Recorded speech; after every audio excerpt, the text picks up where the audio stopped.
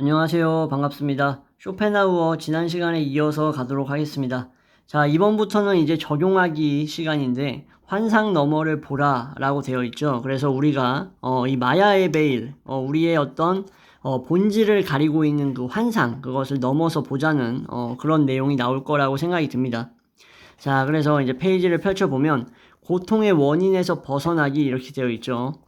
어떻게 해야 고통받는 것을 멈출 수 있을까? 이 모든 고통의 책임인 부조리하고 맹목적인 의지로부터 해방되어야 하지 않을까?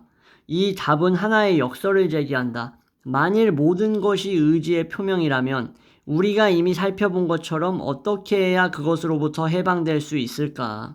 그죠? 너무나 해방되고 싶죠, 솔직히. 저도 마찬가지고 여러분들 중에서도 그런 분들 있을 겁니다. 이번 장의 목표는 우리가 세계에 대해 갖고 있는 시선을 바꾸는 것이다. 세계에 대해서 우리가 바라보는 시선을 바꾸자는 거죠. 우선 우리가 실제라고 인지하는 외양, 겉모습 한가운데 우리는 살고 있다. 모든 것들의 정수이자 유일한 현실일 그 무엇을 이해하기 위해서는 제가 말씀을 드렸죠, 방금. 그죠? 마야의 베일이라는 환각적 베일을 건너갈 필요가 있다.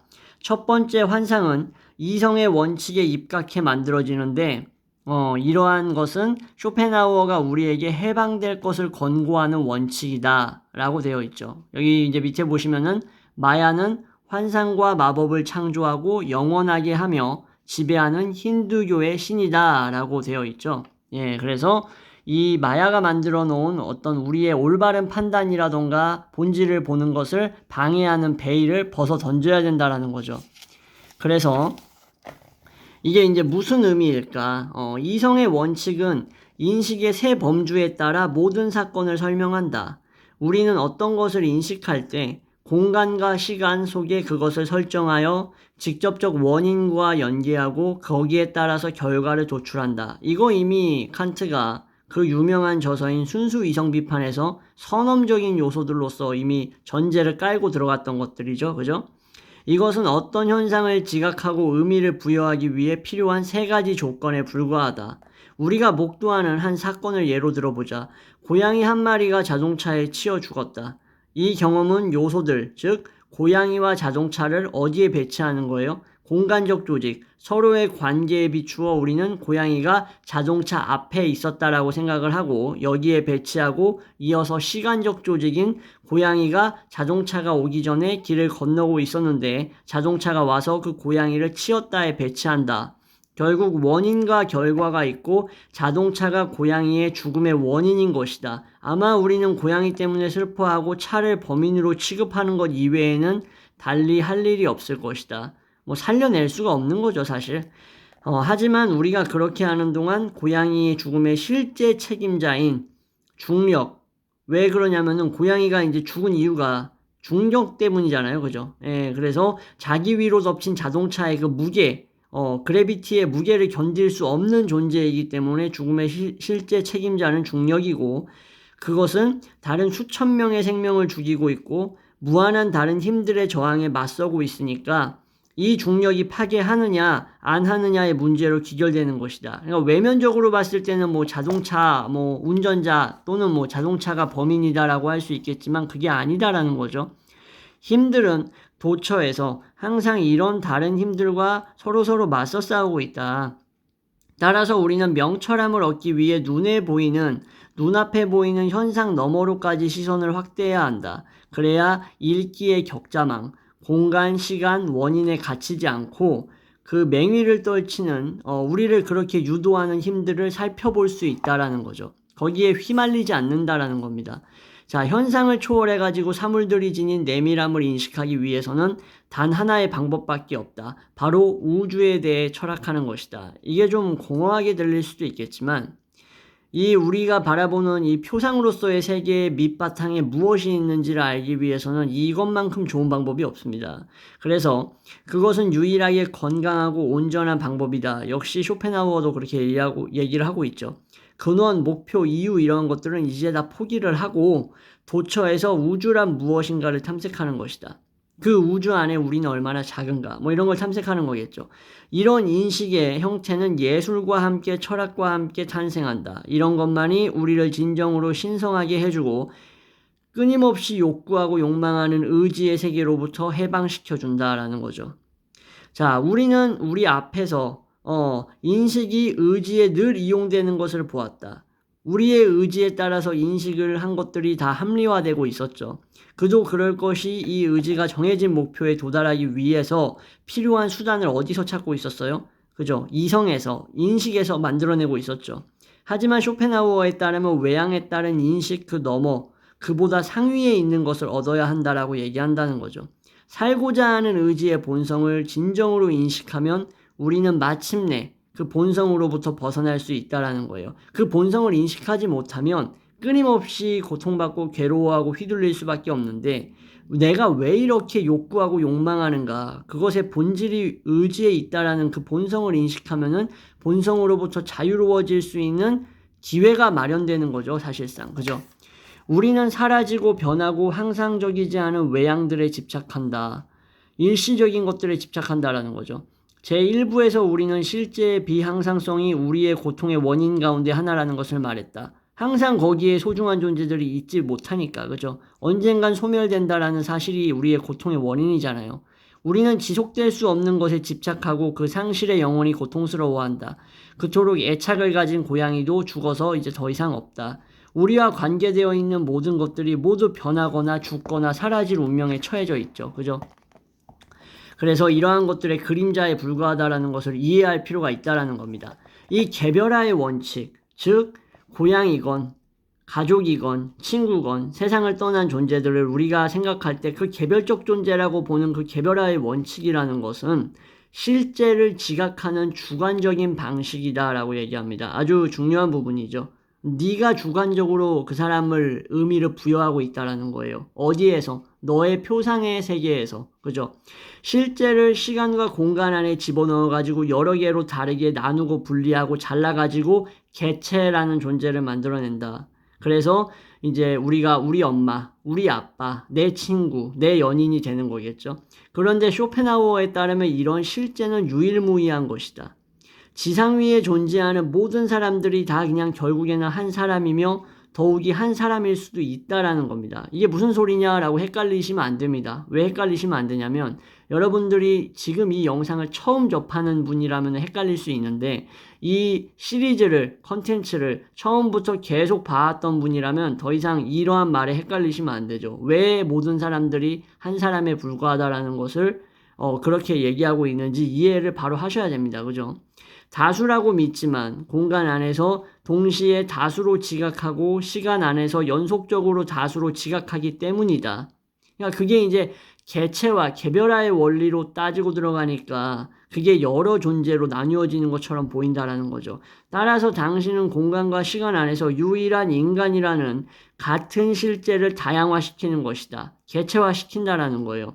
쇼펜하우어는 이것을 인간이라는 이데아라고 명명한다. 수천 개의 단면을 가진 유리를 프리즘을 통해서 단 하나의 사물로 보는 것처럼 말이다. 만일 이 고양이 뒤에 고양이라는 이데아, 유일한 고양이라는 그 종이 존재한다면 모든 고양이들은 변화된 표현물들이다.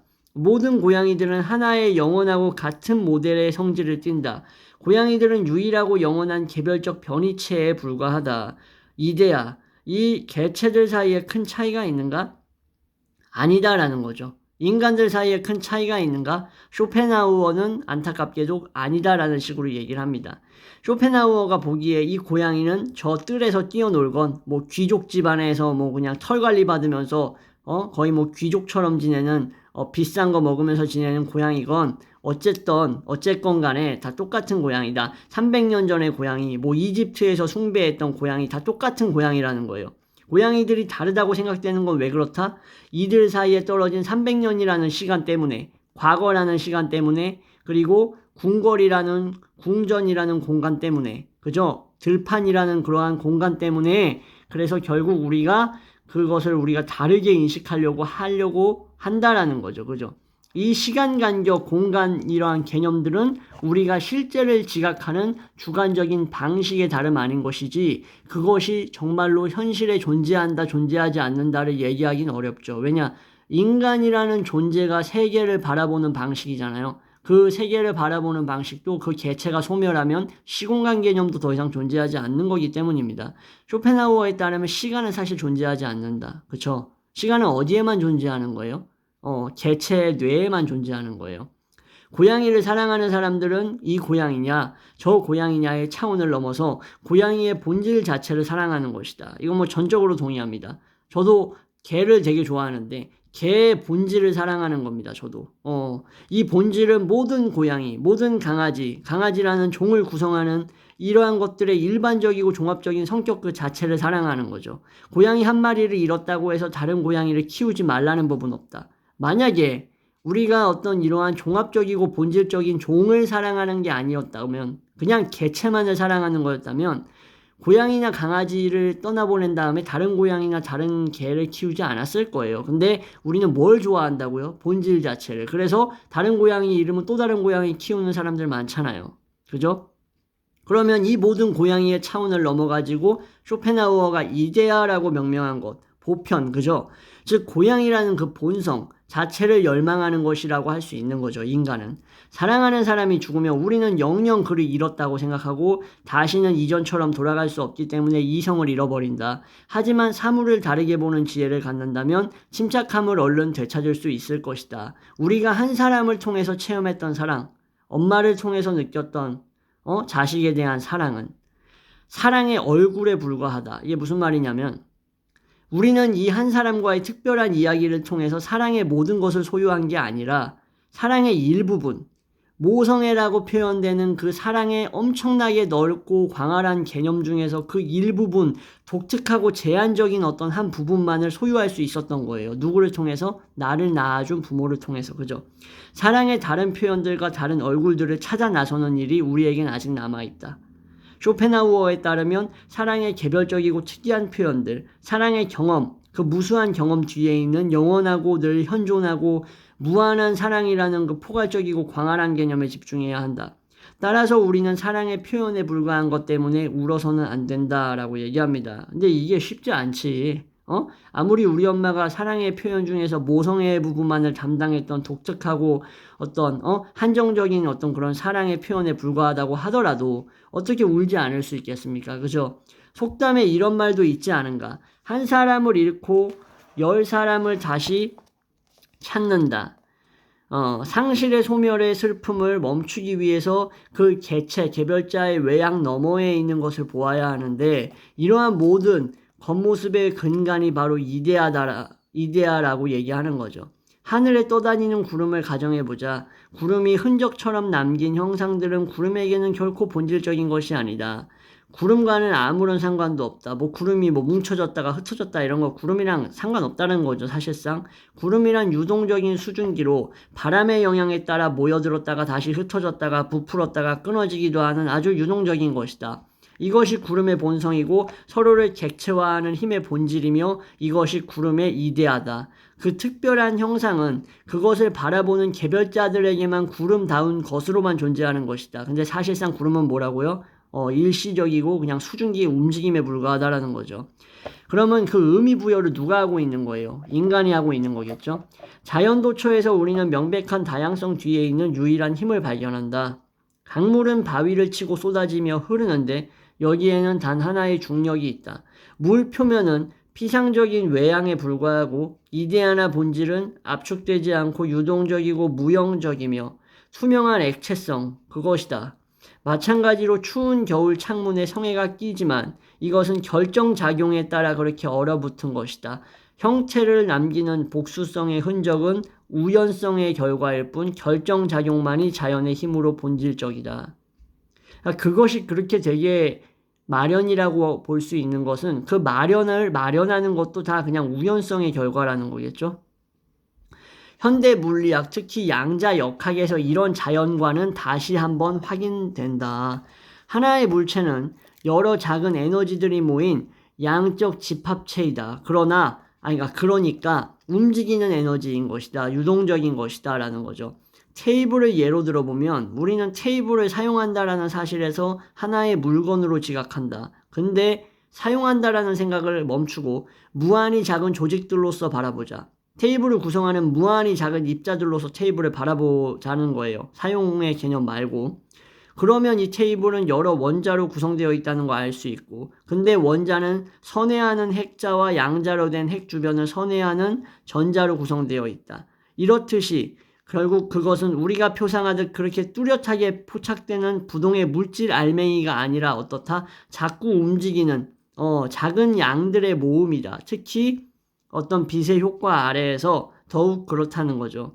따라서 원자들의 어떤 이러한 무한한 집합으로 구성된 이 테이블을 이성적으로는 움직이는 에너지라고 볼 수 있는 것이다. 근데 테이블을 기대 놓는 벽도 에너지고 바닥과 천장도 마찬가지다. 물리학자의 눈에는 뚜렷하게 보이지는 않지만 우리를 둘러싸고 있는 모든 것이 하나의 에너지 덩어리다라고 말을 하네요. 따라서 우리는 이제 시선을 돌려서 바로 개별적인 외양, 겉모습을 넘어서 본질 그 자체를 보아야 할 것이다 라고 얘기합니다. 우리는 세계에 대한 인식을 본질적으로 바꾸어야 한다. 그래야 사는 게 좀 편해질 것이다. 이거죠.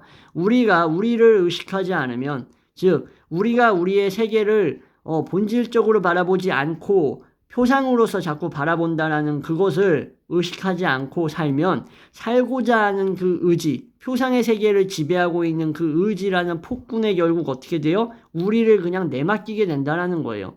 사실상 어떤 것을 포착하고 이해하려고 들 때 그것은 본질적으로 우리에게 미치는 효과나 결과에 기초한다는 거죠.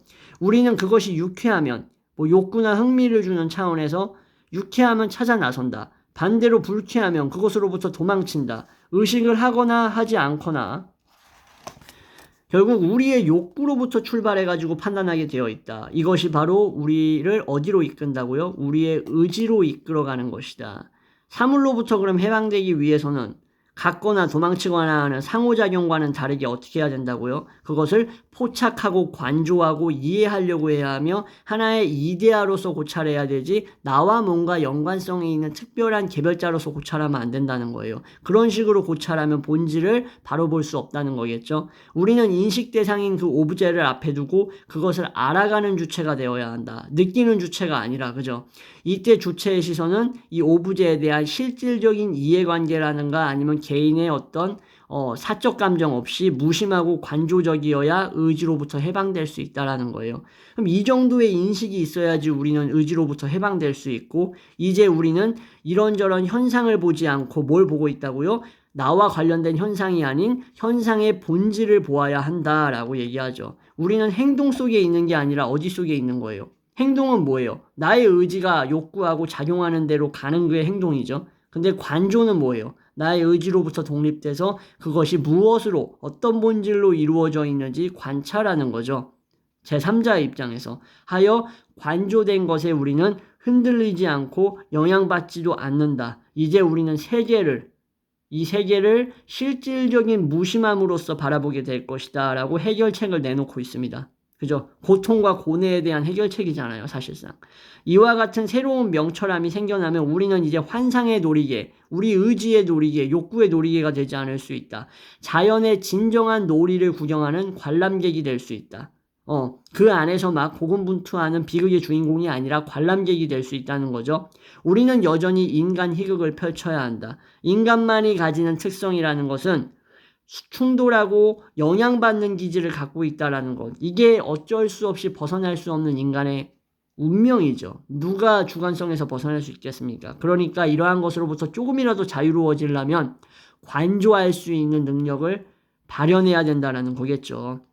네, 오늘은 이제 여기까지 이제 진행을 하고요. 다음 시간부터 이제 여기 미소를 지으면 이 부분부터 이어서 가도록 하겠습니다. 지금까지 시청해 주셔서 감사합니다.